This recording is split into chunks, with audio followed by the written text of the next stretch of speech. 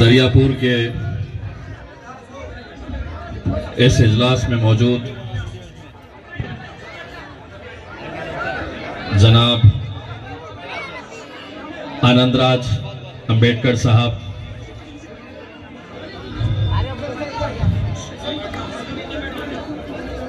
हमारे मजलिस इत्तेहाद उल मुस्लिमीन के जनाब नाजिम साहब, दरियापुर के तमाम जिम्मेदारान, यहाँ पर मौजूद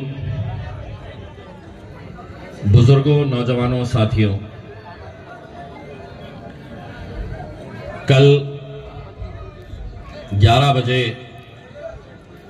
इंशाअल्लाह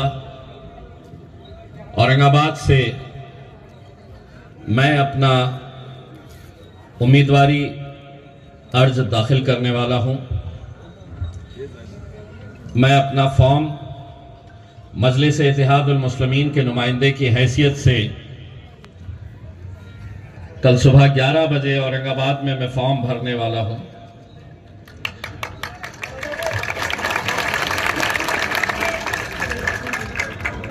इंशाअल्लाह बहुत बड़ी रैली होगी।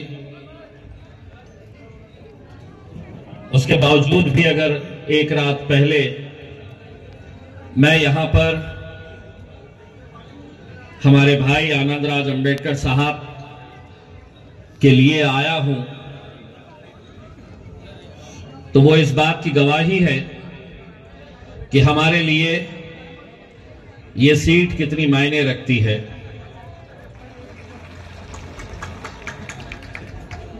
वो इस बात की गवाही है कि अगर हरा और नीला झंडा एक साथ मिलकर आता है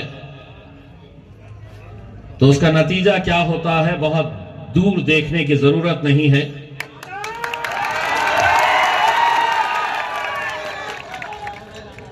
आपका बेटा, आपका भाई, आपका दोस्त इम्तियाज जलील अगर यहां पर खड़ा हुआ है तो सिर्फ और सिर्फ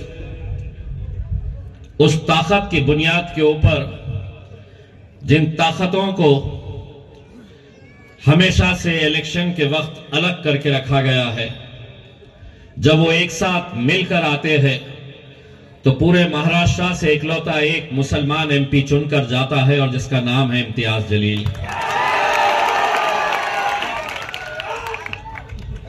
जिस शिद्दत के साथ, जिस पूरे लगन के साथ, पूरी ईमानदारी के साथ औरंगाबाद के वो गयूर मुसलमानों ने मुझे जिताने के लिए मेहनत की थी, मैं यकीन के साथ कहता हूं उससे कुछ ज्यादा, मुसलमानों से भी कुछ ज्यादा ईमानदारी, जुस्तजू और लगन के साथ मेरा अंबेडकरी समाज और मेरा दलित भाई मेरे साथ कांधे से कांधा लगाकर खड़ा हुआ था। और उसी का नतीजा है कि आज मैं अकेला मुस्लिम आमदा एमपी सिर्फ महाराष्ट्र से नहीं हूं, इकलौता एक। मध्य प्रदेश के अंदर कितने मुस्लिम एमपी है तो 0। राजस्थान में कितने हैं तो 0। गुजरात में कितने हैं 0, 0। राजस्थान कितने हैं 0। गोवा में 0, दिल्ली में 0, झारखंड में 0। एक बात समझिए कि इलेक्शन अगर आया तो इम्तियाज जलील या आनंदराज अंबेडकर साहब वहां पर नहीं जाएंगे।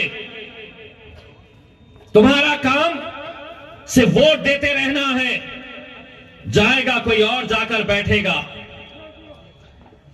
पिछले 70-75 सालों से यही किया जा रहा है। नतीजा क्या हो रहा है? अंबेडकरी समाज की आबादी बढ़ रही, दलित समाज की आबादी बढ़ रही, मुसलमानों की भी आबादी बढ़ रही, लेकिन हर 5 साल के बाद आंकड़े उठाकर देखिए, तुम्हारी नुमाइंदगी हर 5 साल के बाद घटती जा रही है, कम होती जा रही है। इतने सालों तक हमने क्या किया? अरे गैरों की बारातों के अंदर नाचने का काम किया है हमने। वो दूल्हा बनकर आते घोड़ी पर चढ़कर, और हम बारातियों का काम करते, घोड़ी के सामने नाचने का काम हम करते आए हैं। लेकिन अब ये समाज, हमारी कौम ये अच्छी तरह से समझ ले, पहले वो दूल्हे बनते थे, घोड़ी पे वो चढ़ते थे, बाराती वो हम बनते थे, अब घोड़ी पर हम चढ़ेंगे, दूल्हा हम बनेंगे, दूल्हा हम बनेंगे।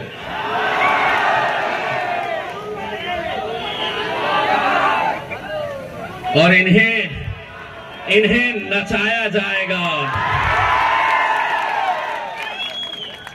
वैसे भी आनंद राज साहब आपके मुखालिफ जो खड़े हैं, बहुत अच्छा ताता थैया करते हैं,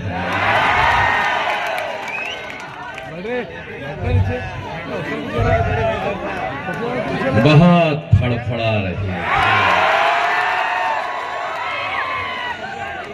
बहुत फड़फड़ा रही है। लेकिन उसे क्या पता था कि गलत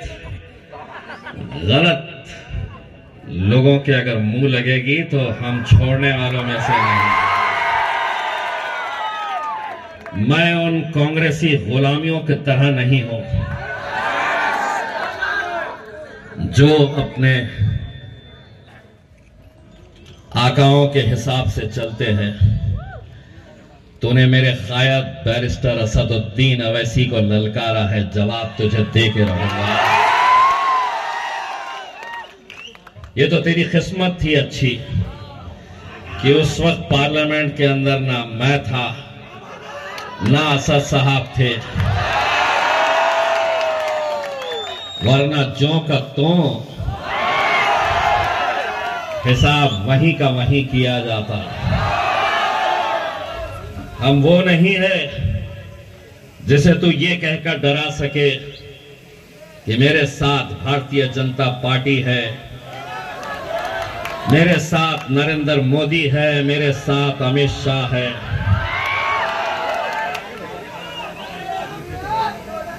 हम अगर डरते हैं, लोग हमसे कहते हैं कि इतना बोलते हो, डर नहीं लगता? हमारी फितरत से वो कहां वाकिफ है। हम डरते हैं, यकीन मानिए हम डरते हैं, लेकिन तेरे जैसे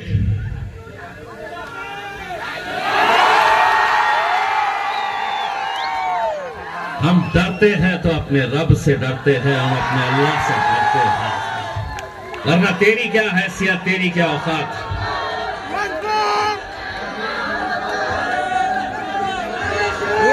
मैंने जरा सा अकोला के अंदर जवाब क्या दे दिया तो कहने लगी तेरे जैसे 56, तुझे 56 की जरूरत नहीं पड़ेगी, अकेला काफी हूं।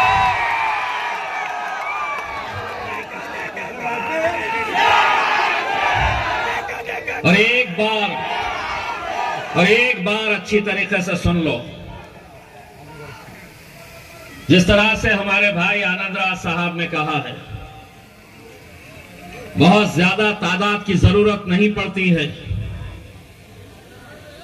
बहुत ज्यादा हमें इतने सारे एमपीज हैं तो हम बहुत ताकतवर हैं, हमारे पास 300 एमपीज हैं तो हम बड़े ताकतवर हैं।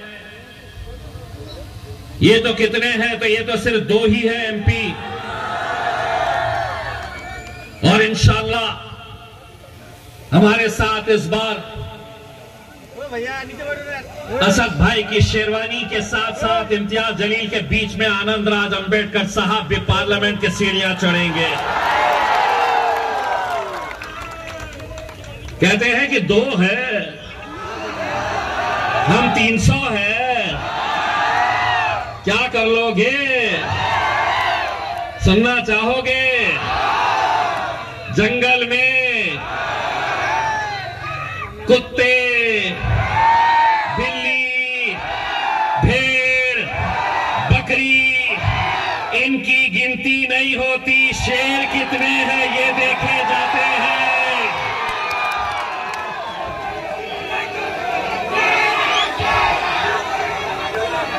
जब हम चुनकर आए थे, अबे बैठो बे, अभी तो शुरुआत हुई है, बैठो बैठो।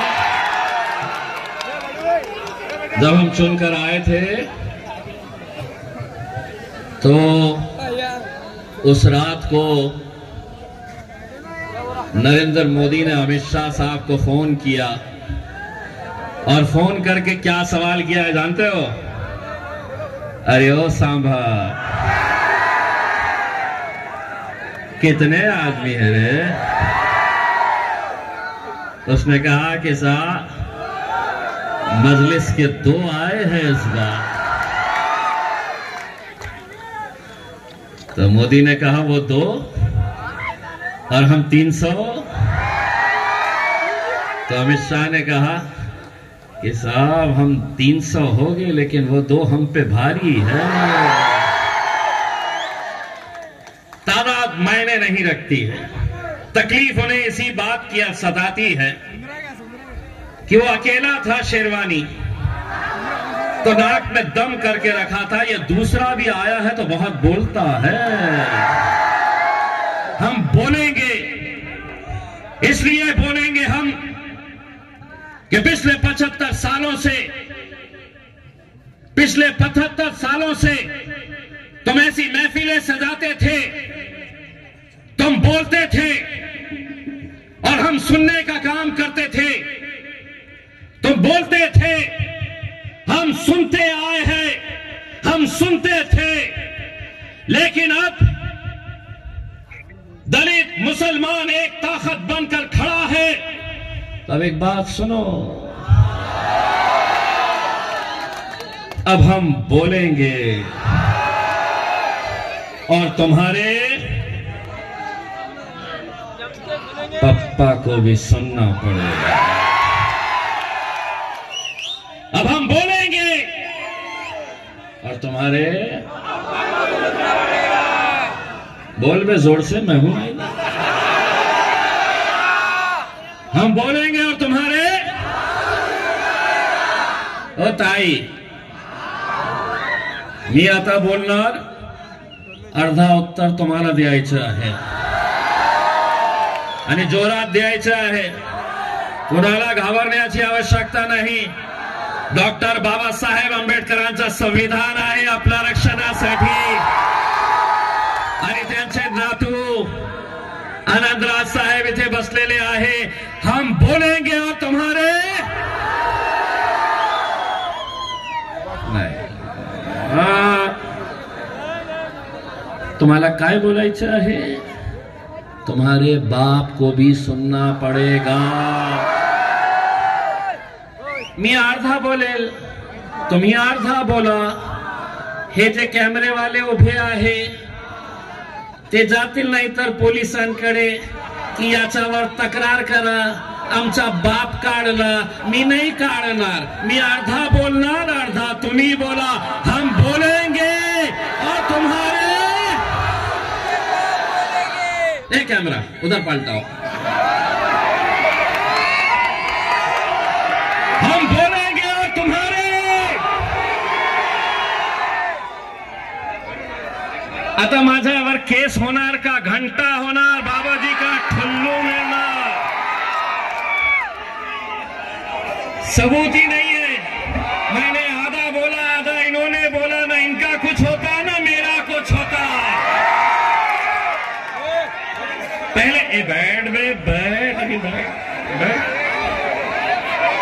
सारा जोश तुम्हारा कब है? इलेक्शन के दिन कब है इनका? अबे सारा जोश तुमको मौका दे रहा हूं ना, 26 तारीख के दिन जाना और ऐसा धप्पा धप धप्पा धप धप्पा धप। कहाँ है गैस के सिलेंडर? है गैस के सिलेंडर को दबा दबा धप मारना। यहाँ पे गैस के सिलेंडर को, वहां पे तो मैं ऐसी उड़ाने वाला हूं, इनके होश ठिकाने आने वाले हैं। यहां पे तुमको इसको चलाना है। वहां पे मेरे पास पूरे के पूरे आ गए डाकुआ, पूरे डाकुआ एक साथ जमा हो गए, बोले इसको गिराना है, इसको गिराना है बोल के पूरे लगे हुए हैं कि कैसा भी करके गिराना है करके। आके बैठ जा रहे, हिसाब कर रहे, बोले देखो इतने ये है उतने वो है, कैसा जीतता।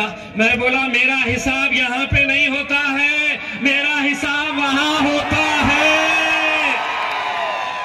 वहां से याद है ना 2019 असर का वक्त, 5000 वोटों से पीछे चल रहा था और शिवसेना वाले मिठाइयां बांटना शुरू कर दिए। बोले अब हम निकल गए। मैं बोला थोड़ी देर रुको, तुमको सही में निकाल देता मैं। बाद में मुझसे पूछे भाजपा वालों ने, सेना वालों ने, 5000 से पीछे चल रहे थे असर में, तुम निकले कैसा? मैंने कहा फरिश्ते आए थे। जब सर सजदों में गिरे तो फरिश्ते आए थे, जो वोट तुम्हारा था मेरे हिस्से में आए थे।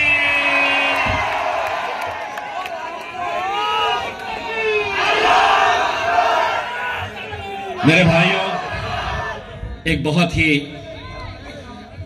मुश्किल दौर से हम गुजर रहे हैं। एक बहुत ही मुश्किल वक्त आज हमारे आंखों के सामने हमें देखने को मिल रहा है। मैं आपको डराना नहीं चाहता हूं, मैं आपको खौफ में रखना नहीं चाहता हूं, लेकिन मैं आपको यकीनन यह बताना चाहता हूं कि 2024 का इलेक्शन में ए टोपी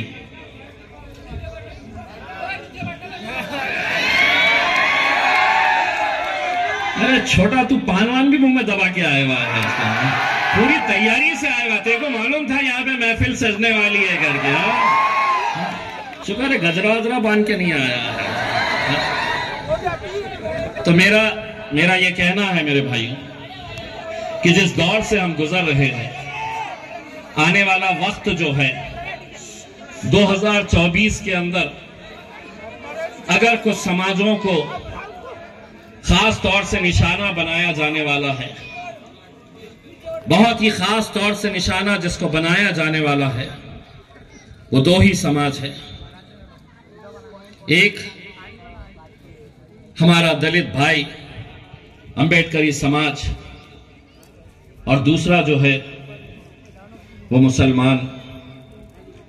हर तरह से इन्हें निशाने के ऊपर रखा जाने वाला है।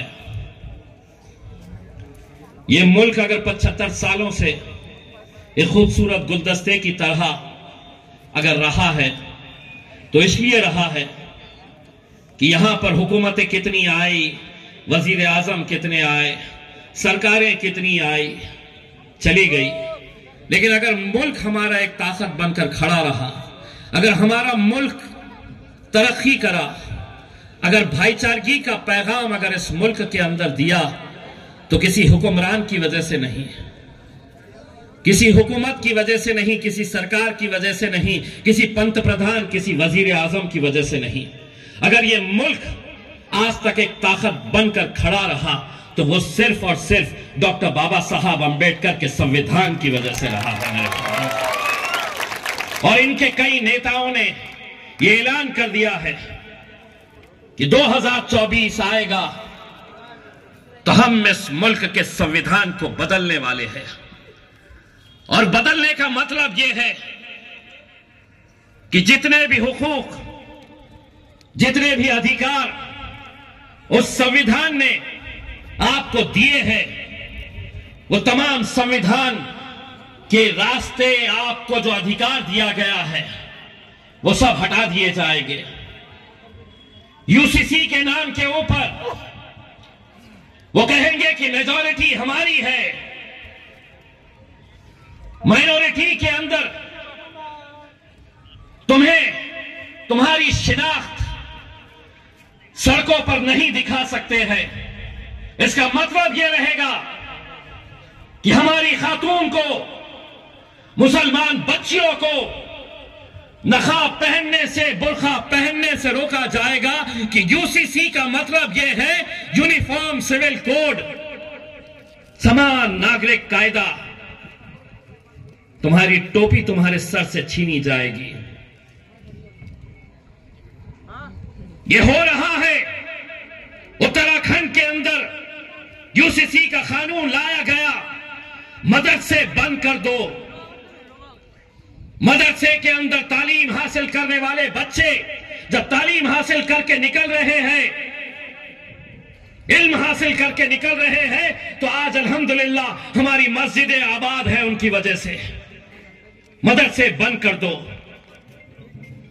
इनके सरों से टोपी हटा दो। हम जो तालीम देना चाह रहे हैं वो तालीम तुम्हें पढ़नी पड़ेगी। माइनॉरिटी के स्कूल्स, कॉलेजेस बंद कर दो। इन्होंने शुरुआत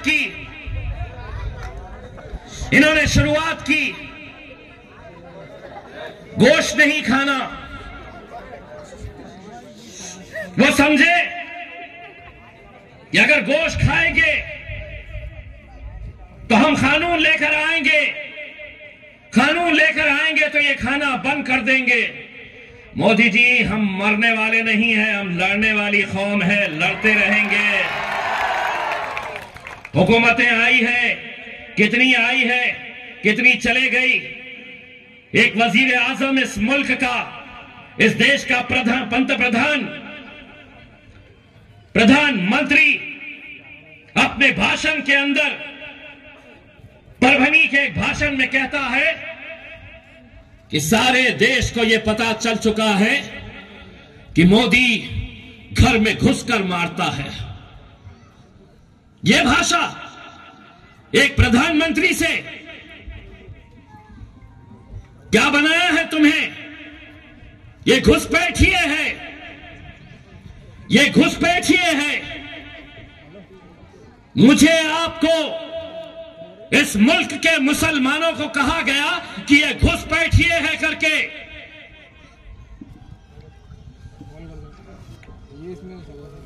एक बात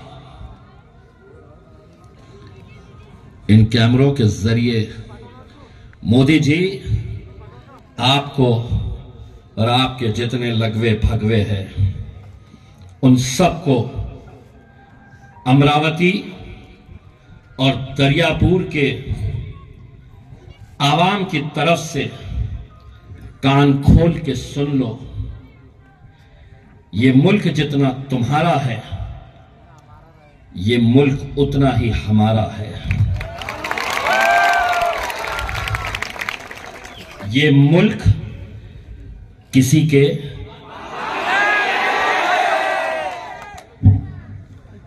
आधा में केस बनता,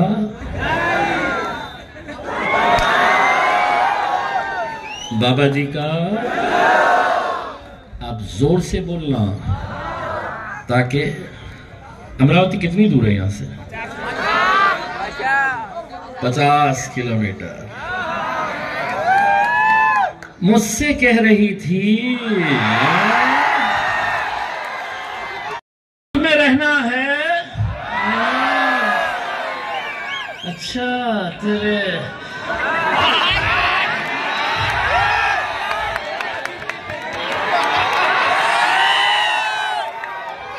जहेज में आया मुल्क। अरे जहेज में आया था। अरे ये मेरा कायद बैरिस्टर असदुद्दीन अवैसी, जिसने उसी दिन ये कहा था कि इस मुल्क के अंदर हम सभी का आदर करते हैं। हम किसी धर्म के खिलाफ नहीं है, किसी मजहब के खिलाफ नहीं है। हम उस सोच के खिलाफ है जो हमसे ये कहती है कि अगर इस मुल्क में रहना है तो तुम्हें यह नारा लगाना पड़ेगा। असद साहब ने पार्लियामेंट के अंदर खड़े होकर कहा था कि हम भगवान राम का हम आदर करते हैं, लेकिन नथुराम गोडसे का हम आदर नहीं करते हैं। और तू हमसे कहती है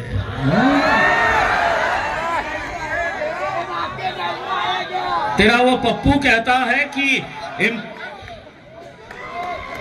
इम्तियाज जलील और असदुद्दीन अवैसी की इंक्वायरी होनी चाहिए, उन्हें पाकिस्तान भेज देना चाहिए। और फिर बोला तो लेकिन मेरे को रह नहीं जा रहा है उसका। आधा मैं बोलूंगा, ये मुल्क तेरे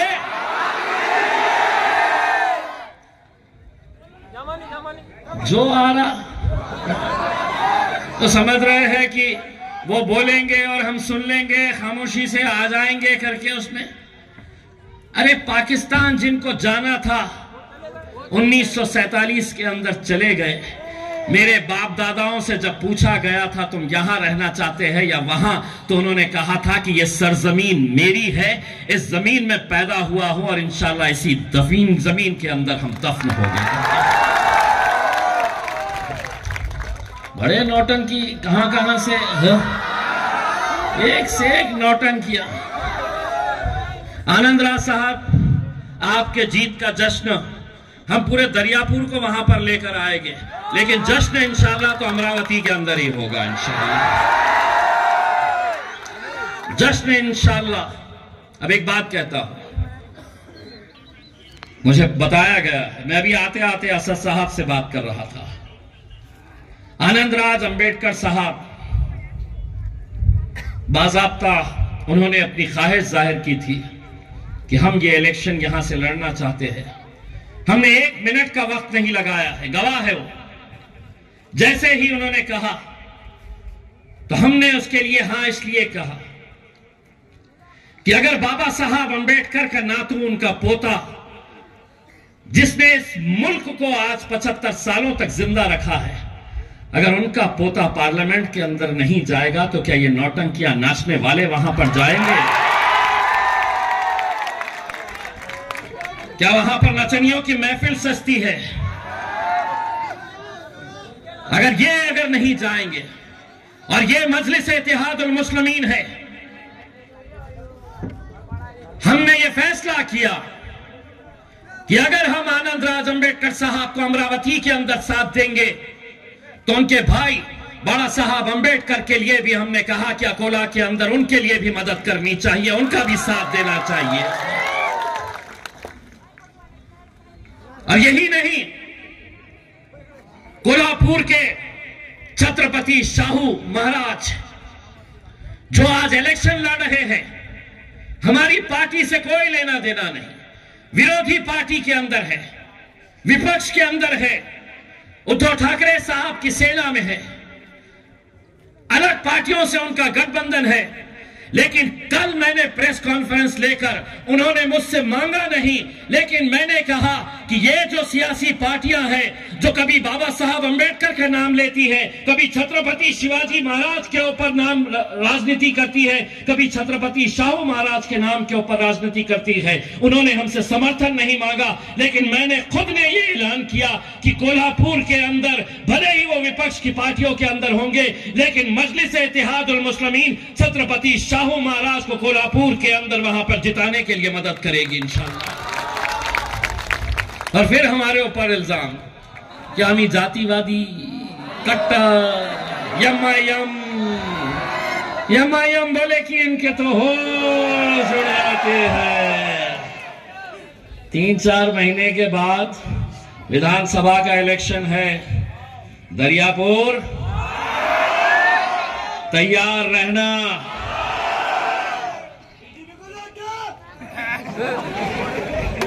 अबे ये तो सपना देख रहे हैं ना, अब की बार ताई काय म्हणतो तो की अब की बार आपण इथून त्यांना काय द्यायचं आहे दाखवा मला। असं दाखवा, याला काय म्हणतो मालूम का? मोदीजी, तुमचं जे स्वप्न आहे ना अबकी तर तुम्हाला अमरावती मधून तुम्हाला मिळणार आहे बाबूजी का ठुल्लू। मजलिस इत्तेहादुल मुस्लिमीन एक सियासी जमात है। मुझे ये बात पता चली है,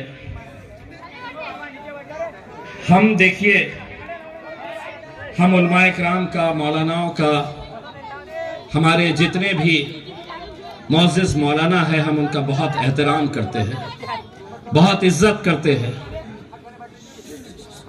लेकिन सियासी पार्टी अगर फैसला कुछ करती है और उसके बाद हमारे उलमाए किराम एक अलग तरह का फैसला करते हैं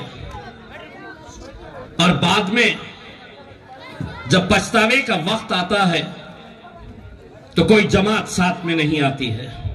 उम्मीद यही की जाती है कि बैरिस्टर असदुद्दीन अवैसी साहब क्या बोलने वाले हैं। उत्तर प्रदेश के अंदर अगर हमारी हार हुई, वहां की आवाम ने मन बनाया था, लेकिन वहां के कुछ मौलानाओं ने यह फैसला किया कि नहीं, हमें सेक्युलर पार्टियों के साथ जाना है, अखिलेश यादव की मदद करो। आज जब वहां पर बुलडोजर योगी चलाता है, कोई नहीं आता है सामने, कोई नहीं। सियासी पार्टी हम चलाए और आप इस तरह के फैसले लेते रहे जो पूरी कौम के लिए नुकसानदेह साबित होता है। हम खड़े होते कांग्रेस की मदद। शरद पवार आया, तुम्हारी सियासत क्या हो गई है? रमजान के अंदर इनको बुलाओ, तुम्हारे ही कौम का दल्ला नेता खजूर खिला रहा है, फटले फटले खजूर खिला रहा है, टोपी पिना रहे हैं। दूसरे दिन अखबार में फोटो छप के आ गई और खत्म तुम्हारी सियासत। वाह वाह, पवार साहब आके गए, कांग्रेस का नेता आके गया, अजीत दादा आके गए, खुश। क्या इसी के अंदर तुम्हारी सियासत रहेगी? क्या यहीं तक रहना है?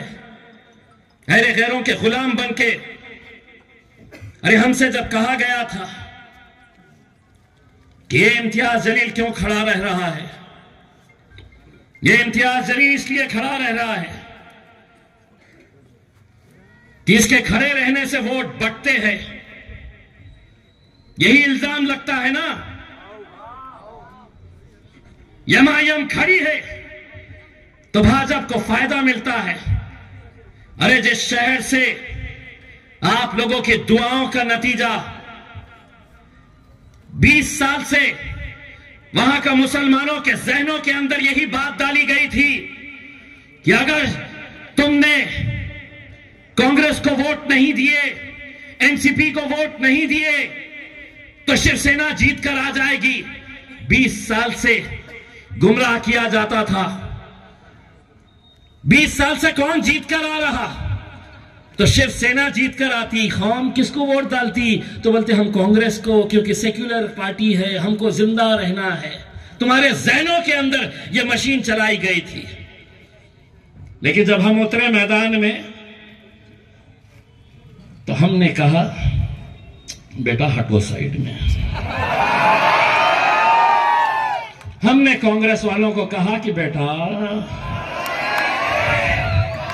तुम्हारे में वो हिम्मत नहीं है शिवसेना को कैसे हराया जाता है करके। हमने क्या किए? कुछ नहीं। हमने अपनी कौम के नौजवानों से ये कहा कि एक ताकत बनकर खड़े तो रहो। हमने उनसे ये कहा कि अगर पहली बार 2014 में आमदारकी का इलेक्शन, एमएलए का इलेक्शन, मैंने उनसे कहा कि अगर इम्तियाज जलील 50,000 वोट लेकर अगर हार भी जाता है तो उस हार में भी हमारी जीत है, क्योंकि हमने 50,000 मुसलमानों को मुत्तहिद करने का काम किया है। हमने नौजवानों से कहा एक धक्का लगाओ रे। मेरे को भी नहीं पता था, ऐसा धक्का लगा है। 10 साल से मेरा झंडा मेरे शहर के अंदर लहराता है, अल्हम्दुलिल्लाह। 2014 में एमएलए, 2019 के अंदर एमपी बनाने में दलित समाज का बहुत बड़ा योगदान। लेकिन आज पूरे के पूरे जमा हो गए। गिराते मेरे को गिराते। इनको पता ही नहीं है ये जितने डाकुआ मेरे शहर में जमा हुए हैं, इनका दिमाग चलना जहां पर बंद होता है,